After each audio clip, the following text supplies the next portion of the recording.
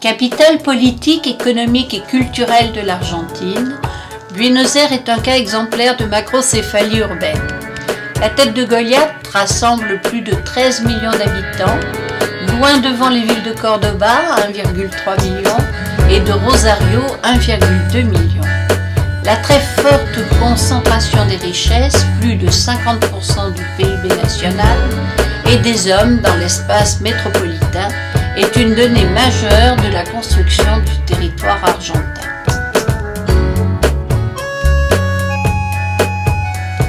Nous visiterons successivement à Buenos Aires la place de Mai, le cimetière monumental où repose Eva Perón. Ce cimetière est gardé par les chats qui luttent contre les rats. Ensuite, nous irons Via Caminito, le célèbre quartier de Buenos Aires où se trouvent les répliques des premières maisons des immigrants. Ces maisons sont de couleurs différentes car ils prenaient quelquefois les restes de peinture au port et ils n'avaient pas toujours suffisamment de peinture pour finir la maison.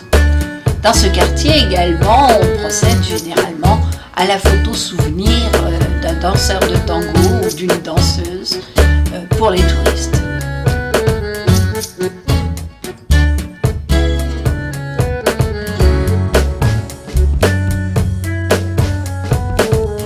Queremos construir una vida mejor para nuestro pueblo.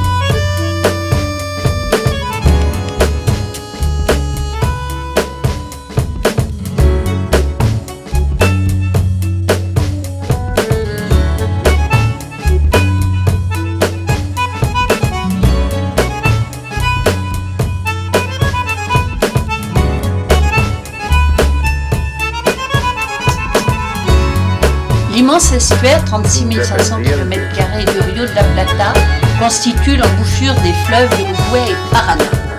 Long de 250 km, large d'une centaine à la hauteur de Montevideo, mais d'une profondeur toujours inférieure à 10 mètres, il sépare l'Argentine et l'Uruguay et constitue un obstacle pour la navigation.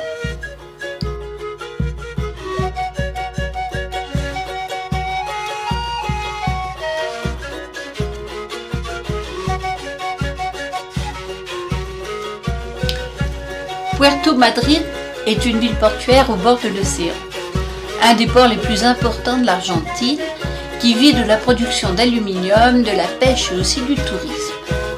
Puerto Madryn est une ville très active et possède de belles avenues comme la Costanera et le boulevard Almirante Brown, où les maisons ont une vue splendide sur la mer. Puerto Madryn a une population de 50 000 habitants et c'est le point de départ pour se rendre à la péninsule Valdés, à 50 km, sanctuaire naturel des baleines et d'une faune marine très variée. Punta Arenas est la capitale de la région Magallanes. C'est un port qui s'ouvre sur le détroit de Magellan et qui fait face à la terre de feu. La ville est constamment balayée par des vents violents. Punta Arenas est un port franc. La place d'Armes est le centre de la ville, avec la statue de bronze de Magellan et à ses pieds 4 Indiens.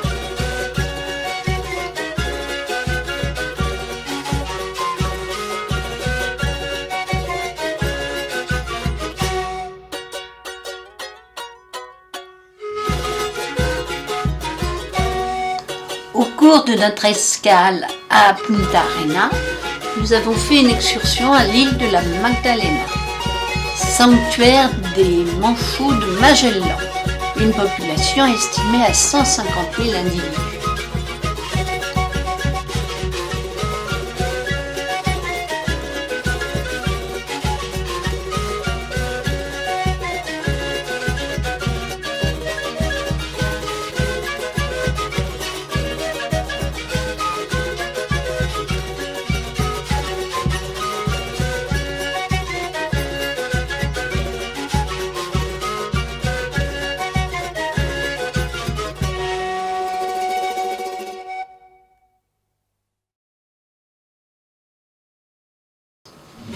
Notre navire a fait cap sur le bras nord-est du canal de Beagle, en empruntant la majestueuse avenue des Glaciers. Espagna, Romanche, Alemania, Italia, Francia, Hollanda, c'est une portion de nature unique sur la planète, où chaque mille a son charme inégalable et laisse un souvenir inoubliable.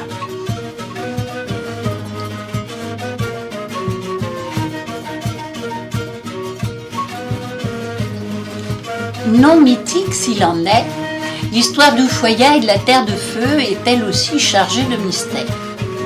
Dès le XVIe siècle et les expéditions de Magellan, la Terre de Feu commence à faire parler d'elle. Plus tard, au XIXe siècle, ce sont les voyages du capitaine Fitzroy et de Darwin qui continuent à entretenir le mythe. Encore aujourd'hui, l'évocation de la Terre de Feu suscite mille et une questions. Cet archipel doit son nom au feu allumé par les Indiens, que les explorateurs se rendant au Pacifique apercevaient depuis le large. De nombreux naufrages eurent lieu dans cet endroit particulièrement hostile. Le Cap Horn reste un passage où les éléments sont souvent déchaînés et bien des marins pourtant aguerris y ont payé un lourd tribut. Au-delà des images d'extrême solitude et de désolation qui nous viennent à l'esprit quand on parle de la Terre de Feu, voyager jusqu'à Ushuaïa, c'est se rendre dans l'un des endroits les plus au sud de notre planète.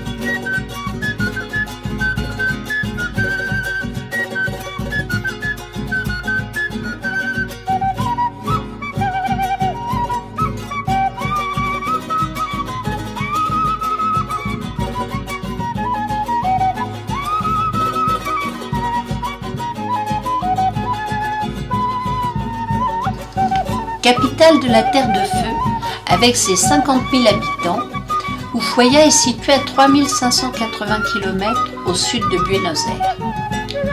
Outre des activités économiques comme la construction navale, l'exploitation du gaz naturel, l'exploitation forestière et la pêche, Ushuaïa est un port franc, achat hors taxe, et un centre touristique important. Dans la région se pratique le ski de fond, les promenades en mer, les promenades en traîneau, des randonnées qui permettent de découvrir les paysages du parc national de la Terre de Feu. Le port d'Ushuaïa est la base de départ de la plupart des bateaux en partance pour l'Antarctique.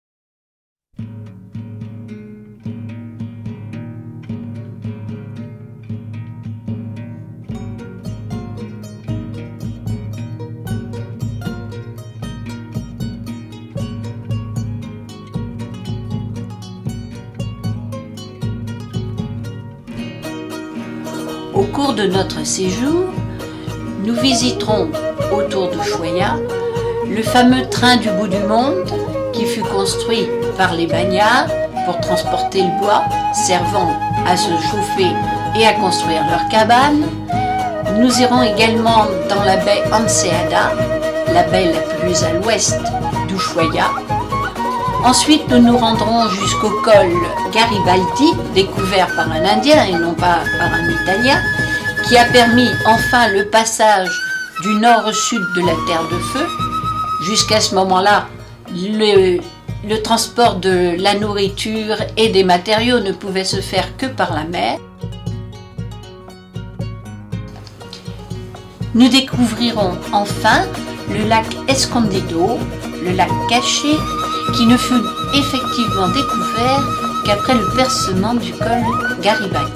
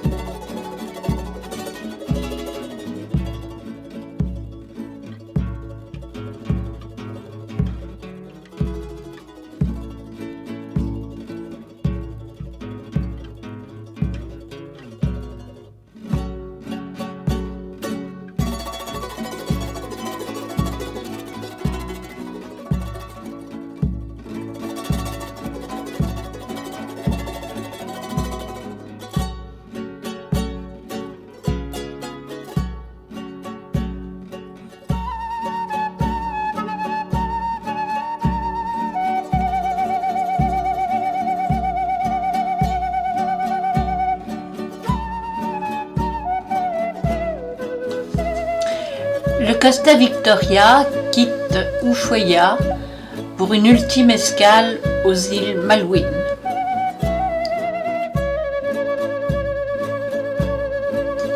Le conflit entre l'Argentine et les îles britanniques est loin d'être terminé en ce qui concerne les îles Malouines. Aussi, les Argentins n'ont pas normalement le droit de séjourner aux îles Malouines. Seule dérogation possible pour venir se recueillir sur la tombe de leurs soldats morts, c'est d'utiliser justement les escales des bateaux en croisière. Nous ne sommes pas descendus aux îles Falkland. Tous les cars étaient réquisitionnés pour les Argentins.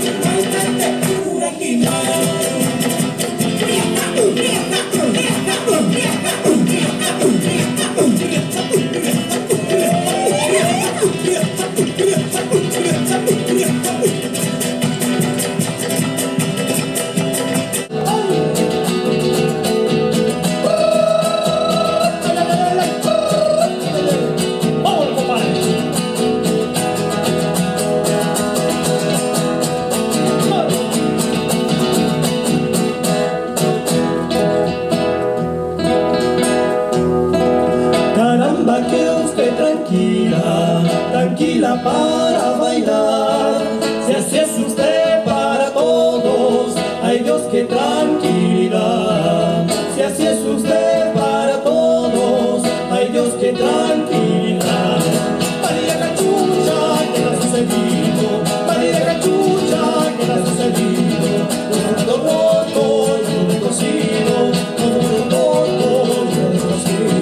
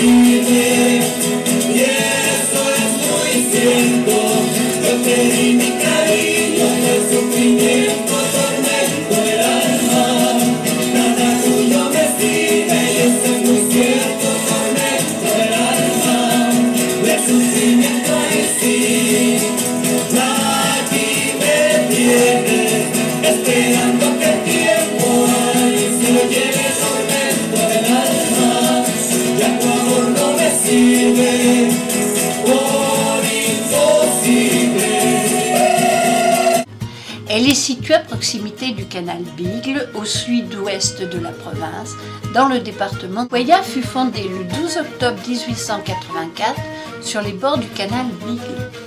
Durant la plus grande partie de la première moitié du XXe siècle, la ville se développa autour d'une prison pour des criminels. Les prisonniers devinrent ainsi des colons et leur principale activité était de couper du bois sur les terrains environnant la prison. Ce sont eux qui ont construit le train du bout du monde. Mais écoutons notre guide argentin.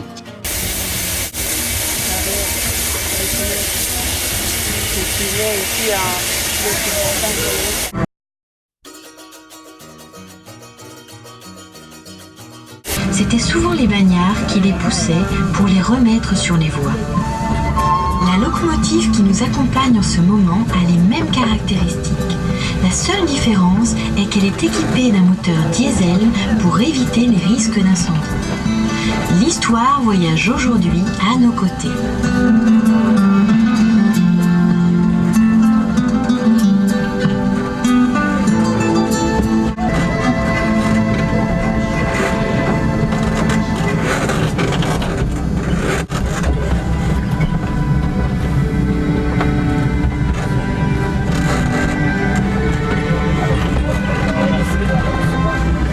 Bagne d'Ushuaïa. Par la suite, il fallut améliorer le procédé et en l'an 1910 commença la construction du système de Decauville avec ses 60 cm d'écartement entre les rails sur lequel nous circulons en ce moment. Pour mieux connaître l'histoire du bagne, il est indispensable de visiter son musée où l'on peut admirer des photos d'époque montrant les obstacles qu'ont dû affronter ces pionniers. Quelques exemples sont également exposés à la gare du bout du monde.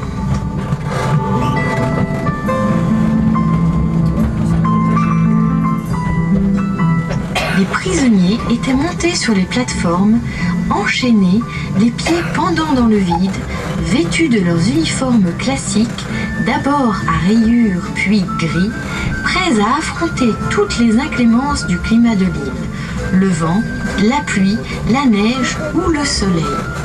Mais même dans ces conditions, ils préféraient cela plutôt que de rester au bagne, et selon certains historiens, c'était même une récompense.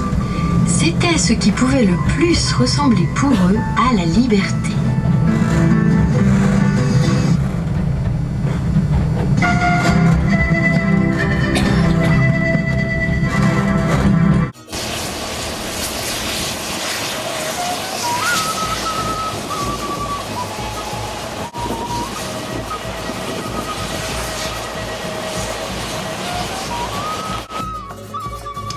Politiquement, la Terre de Feu est coupée en deux.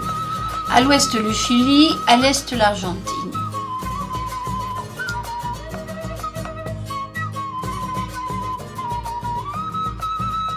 Géographiquement, les Andes forment une barrière presque infranchissable entre le nord et le sud.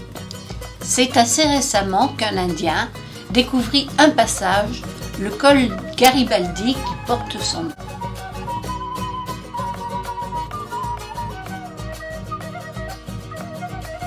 L'ouverture de cette voie permet le développement d'activités de sports d'hiver, ski, chien de traîneau, etc.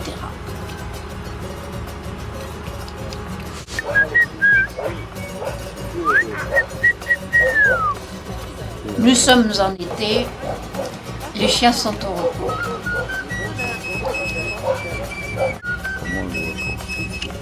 Sauf qu'il y avait une tête de...